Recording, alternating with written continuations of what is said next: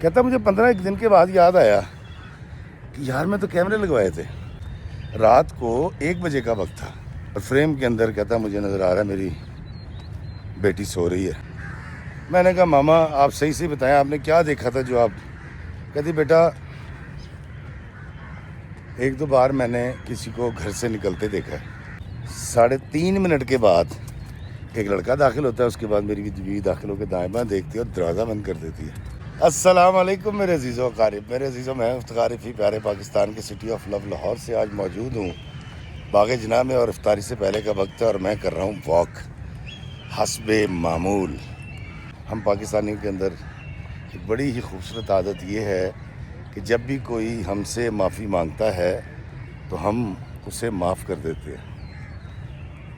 4 minute میں کریں, 4 دن میں کریں, 4 مہینے میں کریں یا 4 سال میں, ہم اس کو معافی دے دیتے ہیں. میں نے بہت کم لوگ دیکھے کہ جنہوں نے کسی سے معافی طلب کی ہو اور سامنے والے پاکستانی نے اس کو معاف نہ کیا ہو.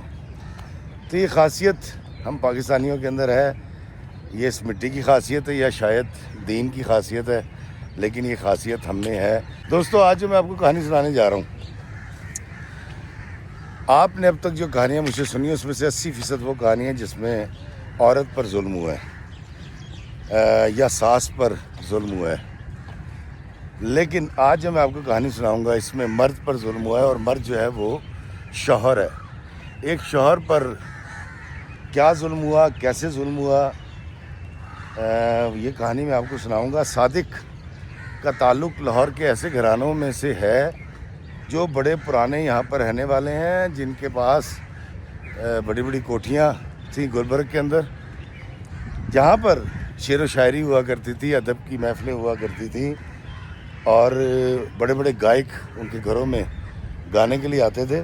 ان میں سے ایک گھر تھا صادق کا. صادق کے والد صاحب کی ڈیتھ ہو چکی تھی اور وہ کہیں 80s میں ان کی ڈیتھ ہوئی تھی, اور صادق کے گھر میں امپالا, شیورلیٹ اور پرانی وضع قطع کی ماڈل کی مرسڈیزیں کھڑی تھی جن کے ٹائر پنچر ہو چکے تھے.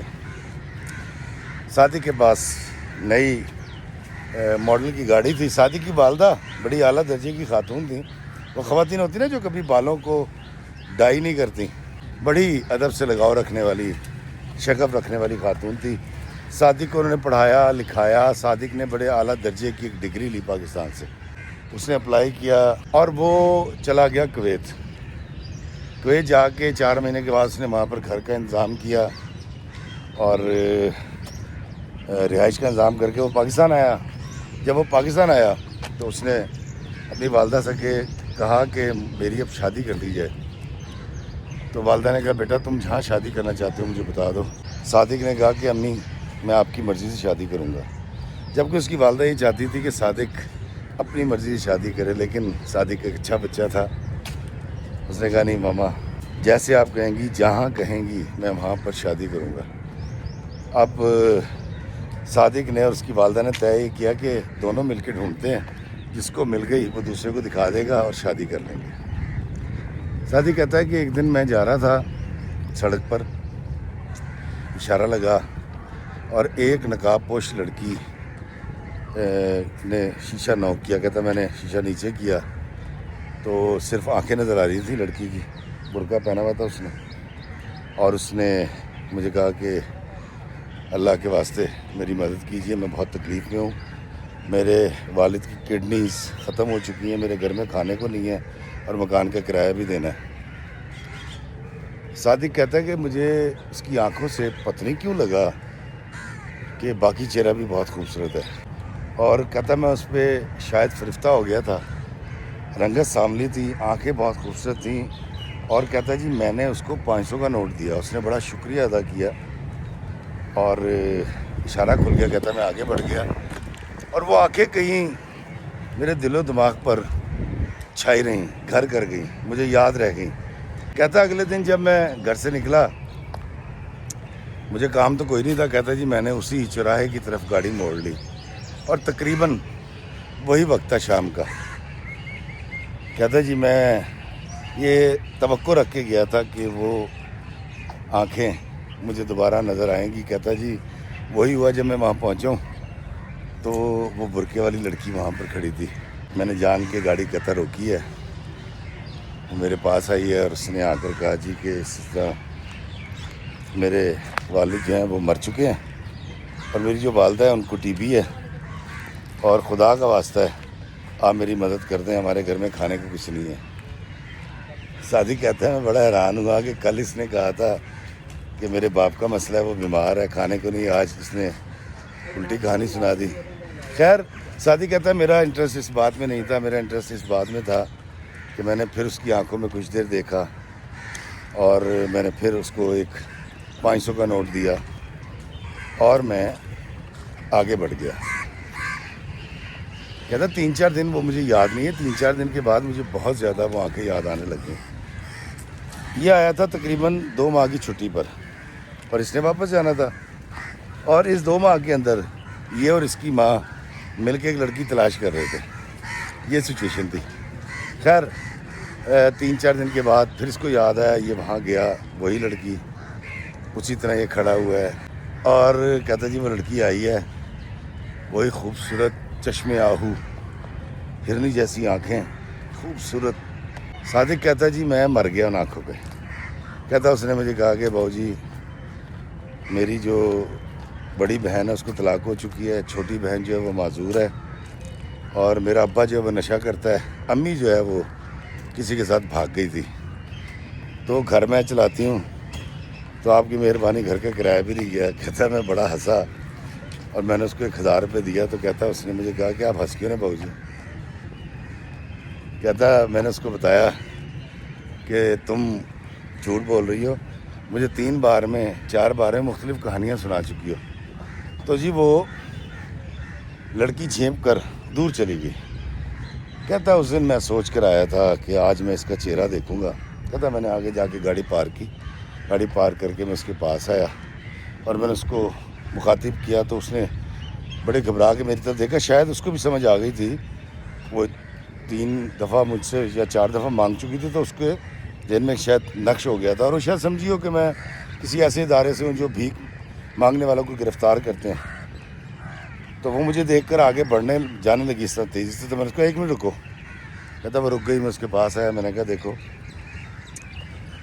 سب سے پہلے تم مجھے اپنا نام بتاؤ. تو اس نے کہا جی آپ نے نام کا کیا کرنا ہے. صادق کہتا ہے میں نے اس سے کہا میں تمہاری مدد کرنا چاہتا ہوں. اس نے کہا جی میرا نام جو ہے وہ رانی ہے. مجھے ایسا لگا کہ اس کی آنکھوں کی طرح, کیونکہ اس کی آنکھیں راج کرنے والی تھی, تو نام بھی ٹھیک تھا, رانی. کہتا میں نے اس کو سیدھی بات کی کہ میں تمہاری شکل دیکھنا چاہتا ہوں, مجھے شادی کرنی ہے, اگر تمہارا چہرہ مجھے پسند آتا ہے تو میں تم سے شادی کر لوں گا, اور یہ میرا وعدہ ہے کہ تمہیں اب جھوٹ بول کے کہیں بھیک نہیں مانگنی پڑے گی, اور تمہارے گھر کے اتنے مسائل ہیں اس کی ذمہ داری میری ہوگی. صادق کہتا ہے کہ اس نے میری پوری بات سنی ہے اور وہ چلی گئی. کہتا میں نے بھی گاڑی آگے بڑھائی, میں بھی آ گیا, اور میں سمجھتا تھا کہ اس کو سوچنے کا موقع ملنا چاہیے, میں اس لیے وہاں سے آ گیا تھا. 15 دن تک میں ایک اسائنمنٹ میں مصروف تھا. 15 دن کے بعد مجھے جب یاد آیا تو کہتا میں چوک میں پہنچا ہوں, میں نے سائڈ روڈ کے اوپر گاڑی پارک کی ہے, تو وہ لڑکی وہی میلے سے کالے برقعے میں اور نقاب کی, اس نے دور سے مجھے دیکھا ہے, اور دیکھنے کے بعد وہ چلتی ہوئی میرے پاس خود سے آ گئی. اور مجھے کہتا اندازہ ہو گیا کہ جس سے تیزی سے چلتی ہوئی آ رہی ہے, یہ چال انکار کرنے والوں کی نہیں ہوتی, یہ چال ہوتی ہے اتنی تیزی کسی کے چلنے میں اس وقت آتی ہے جب کوئی طلبگار ہوتا ہے. تو وہ قریب آئی اور اس نے آگے کہا کہ میں نے تمہیں نام غلط بتایا تھا, میرا نام جو ہے وہ کوثر ہے, اور مجھے کجی کہتے ہیں, اور مجھے تمہاری آفر قبول ہے, میں تم سے شادی کے لیے تیار ہوں. صادق کہتا ہے میرا خوشی سے برا حال ہو گیا, دل چاہے کہ میں ناچنا شروع کر دوں. کہتا میں نے کوثر کو اپنی گاڑی میں بیٹھنے کو کہا, وہ گاڑی میں بیٹھ گئی. میں نے اسے کہا تم سچ سے بتاؤ تمہارے گھر میں کیا سین ہے. تو اس نے کہا جی کہ میرے گھر میں ایک میری ماں ہے, اور باپ میرا واقعی مر چکا ہے, ایک بھابھی ہے اور ایک بھائی ہے. بھائی کچھ کماتا نہیں ہے. کہتی میں بالکل سچ بول رہی ہوں, اور وہ ویلا نکما حڈرام ہے، بس بچے پیدا کرتا ہے اور میں اس کے لیے کما کے لے کے جاتی ہوں۔ کہتا مجھے بڑا ایک عجیب سا احساس ہو رہا تھا، وہ میری گاڑی میں بیٹھی ہوئی تھی، اے سی چل رہا تھا اور میں ان آنکھوں کے پیچھے نقاب کے نیچے چھپے ہوئے چہرے کو، باقی چہرے کو دیکھنا چاہ رہا تھا۔ صادق کہتا ہے میں نے اس سے کہا کہ اگر تم چاہتی ہو کہ تمہاری زندگی بھی بدل جائے اور میں تم سے شادی کر لوں تو صرف ایک شرط ہے، مجھے اپنا چہرہ دکھا دو، مجھے تمہارا چہرہ پسند آ گیا تو میں پھر تم سے شادی کر لوں گا اور تمہیں کمانے کی ضرورت نہیں رہے گی۔ کہتا ہے جی کہ اس نے تھوڑی دیر سوچا کوثر نے، اور اس کے بعد اس نے اپنا نقاب نیچے سرکا دیا۔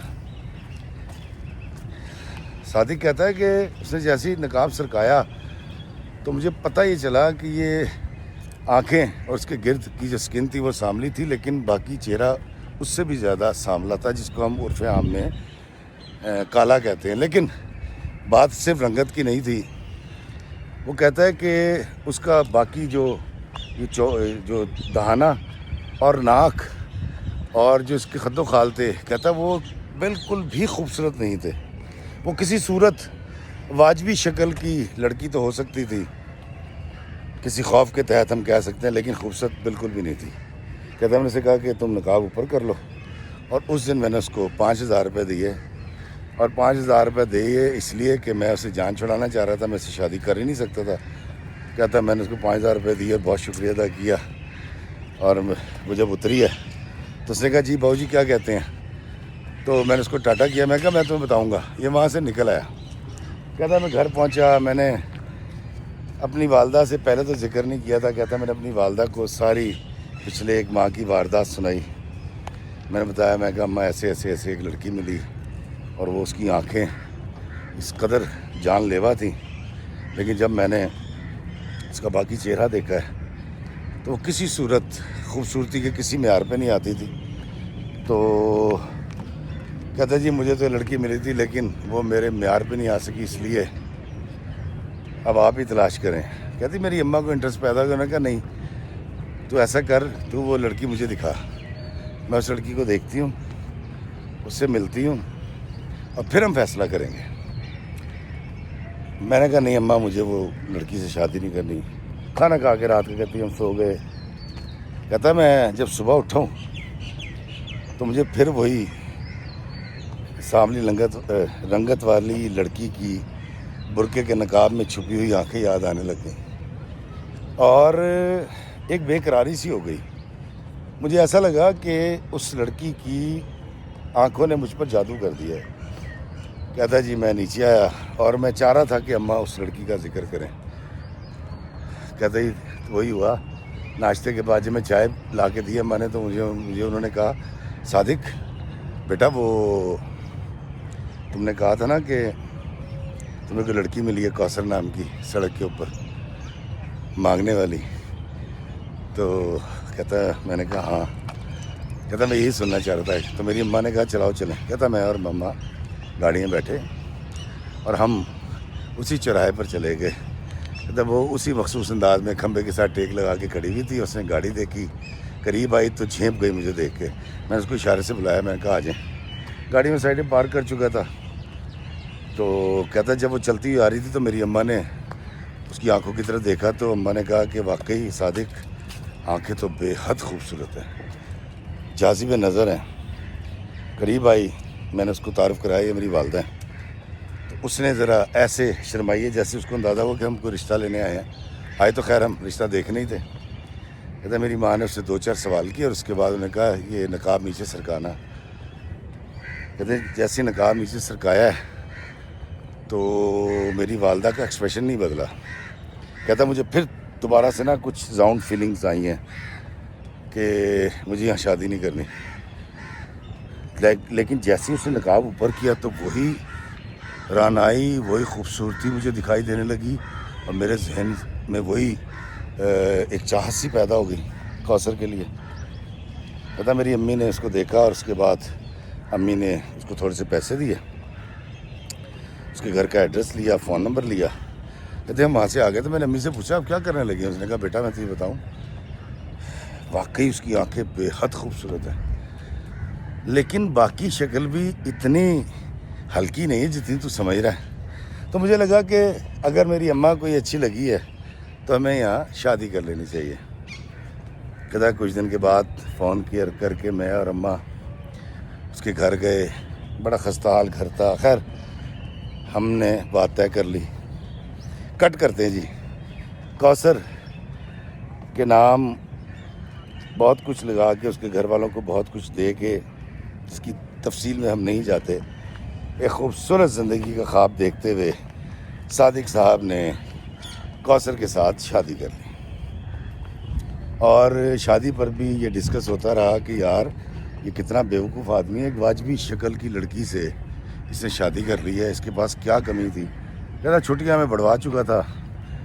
اور کہتا شادی کے بعد میں تقریباً 1.5 ماہ کوثر کے ساتھ رہا، گھمایا پھرایا.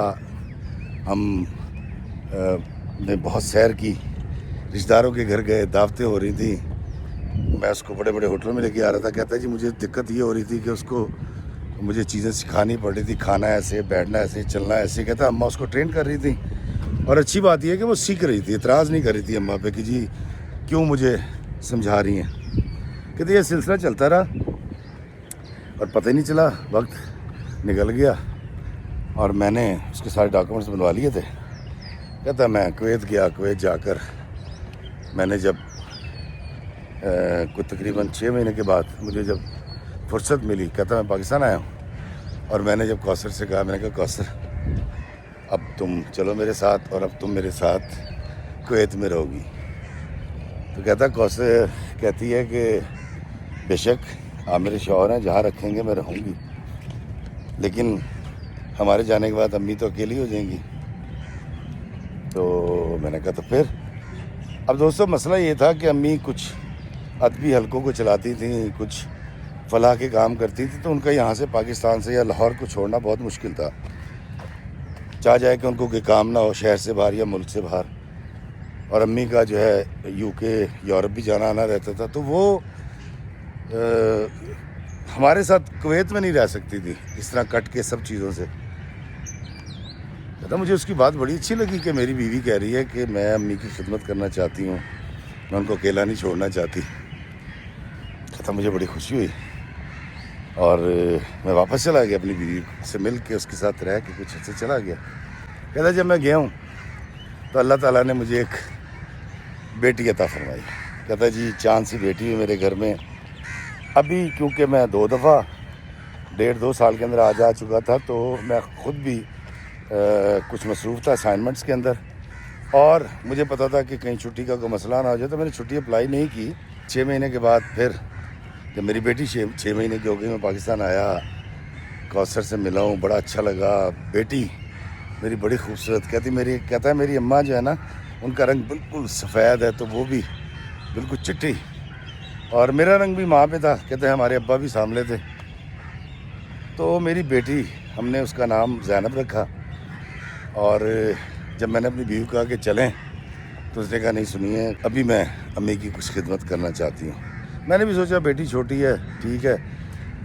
کہتا جی کہ میں نے اس کو اس کی ماں کے گھر بھیجا ہوا تھا، تو میری اماں نے مجھے بٹھایا اور بٹھا کے انہوں نے بڑے طریقے سلیقے سے ایک بات کی. انہوں نے کہا بیٹا مجھے پتہ نہیں کیوں لگتا ہے کہ شاید ہم سے کچھ غلطی ہو گئی ہے، ہم نے غلط جگہ شادی کر لی ہے.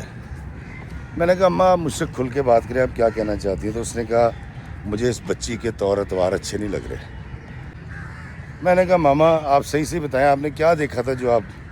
کہتی بیٹا 1-2 بار میں نے کسی کو گھر سے نکلتے دیکھا ہے، لان میں سے گزر کے اور مین گیٹ سے. کہتا ہماری کافی بڑی کوٹھی تھی گلبرگ میں. کہتا میرے لیے یہ بات تھی تو بڑی سخت، لیکن بغیر ثبوت کے مجھ کہہ نہیں سکتا تھا، کر نہیں سکتا تھا. کہتا میں نے اسی رات میں گیا، میں نے CCTV کیمرے والے کو بلایا اور میں نے اس سے کہا کہ یار جو ہے نا تم نے کیمرے ایسے لگانے ہیں کہ ویزیبل نہ ہو، سامنے نہ ہو. اس نے کہا ٹھیک ہے. اس نے کیمرے لگوا دیے. کہتا میں کویت واپس گیا ہوں اور 10 ایک دن کہتا مجھے اتنا مصروف تھا مجھے یاد نہیں رہا ان CCTV کیمروں کی جو ایکسیس تھی، کہتا میرے موبائل میں تھی. کہتا افتخار میں بہت مصروف تھا. کہتا مجھے 15 دن کے بعد یاد آیا کہ یار میں تو کیمرے لگوائے تھے. کہتا میں نے پچھلی ریکارڈنگ دیکھتے کہتا ایک جگہ پہ آیا تو میری بیوی جو ہے وہ اپنے کمرے میں تیار ہو رہی ہے، نہا کے نکلی اور تیار ہو رہی ہے. تو مجھے بڑا اچھا لگا. میری جو بیٹی ہے وہ سو رہی ہے. تو میں ٹائم دیکھا تو رات کو 1 بجے کا وقت تھا، اور چونکہ یہ سردیاں تھیں اور ہیٹر چل رہا تھا، اور میری بیوی دن میں نہانے کی چور تھی گرمیوں کے اندر، یہ رات کو کیسے نہا رہی تھی. کہتا مجھے شک ہوا. میں اس کو ویڈیو کو دیکھتا رہا، کیونکہ رات کے وقت اس کا تیار ہونا کیا مانے. تو کہتا جی ایک دم سے اس نے ایک موبائل پہ بیل ہوئی ہے. تو کہتا میں نے آڈیو لگا رکھی تھی، آڈیو بھی ساتھ میں. کہتا میں نے دیکھا تو اس نے وہ موبائل نکالا اور دیکھا جی ہاں جان میں آ رہی ہوں، یہ کہہ کے وہ گئی ہے اور دروازے سے باہر نکلی ہے. اور فریم کے اندر کہتا مجھے نظر آ رہا ہے میری بیٹی سو رہی ہے.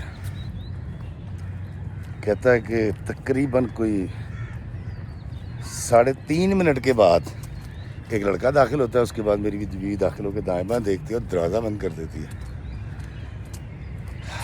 کہتا ہے افتخار بھائی اس کا پاکستان چھوڑ کے نہ آنا، اور وہ ساری چیزیں سمجھ آ گئیں کہ وہ کیوں میرے ساتھ نہیں رہنا چاہتی تھی. کہتا ہے کہ میرا گھر تھا اور میرا بیڈ روم تھا، میری بچی کاٹ میں سو رہی تھی اور میری بیوی. دوستو بڑا تکلیف کا لمحہ وہ سنانے کے بعد رو پڑا، دھاڑے مار کے رو پڑا.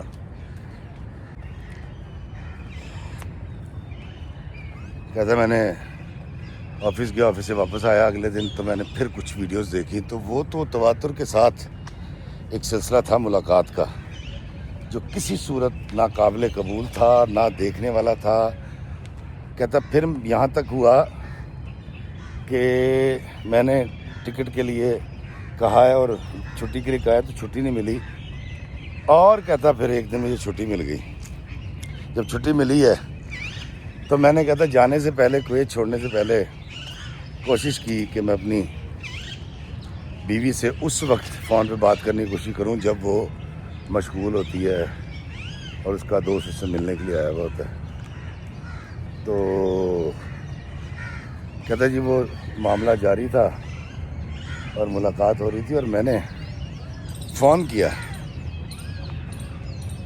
دوستو وہ کہتا ہے کہ پہلے اس نے فون اٹھایا نہیں، میں فون کرا اس کو نہیں پتا کہ میں کیا کیا دیکھ رہا ہوں، اور وہ فون اس نے اٹھا کے سائڈ پہ پھینک دیا. جب میں نے بہت زیادہ ٹرائی کی تو اس نے فون اٹھایا. وہ لڑکا موجود ہے کمرے میں اور فون اٹھا کے کہتی ہے ہیلو جی جان، ہاں بس بہت تھکی ہوئی تھی، کل بات کریں گے، اللہ حافظ. یہ کہہ کے اس نے فون بند کر دیا.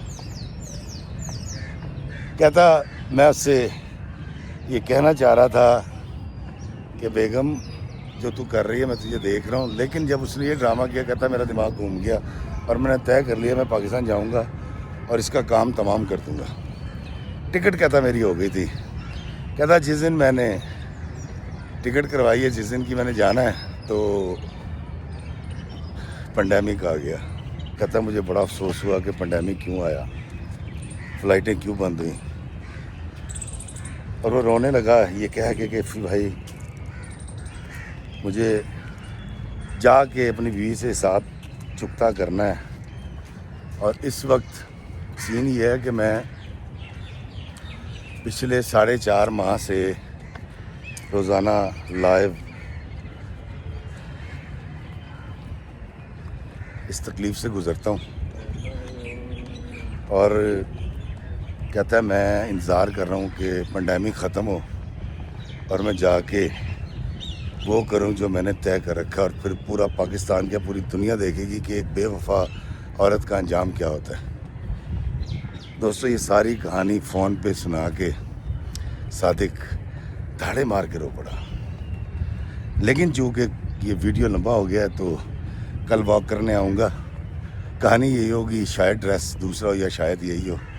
صادق کی اس کہانی میں، کوثر کی اس کہانی میں، بے وفائی کے اس قصے میں، خوبصورت آنکھوں والی اس لڑکی کا انجام کیا ہوا، اگلے ایپیسوڈ میں دیکھیے گا۔ مجھے دیجیے اجازت اس دعا کے ساتھ کہ اللہ میں آسانیاں عطا فرمائے اور آسانیاں تقسیم کرنے کا شرف عطا فرمائے، آمین۔ السلام علیکم ورحمۃ اللہ وبرکاتہ۔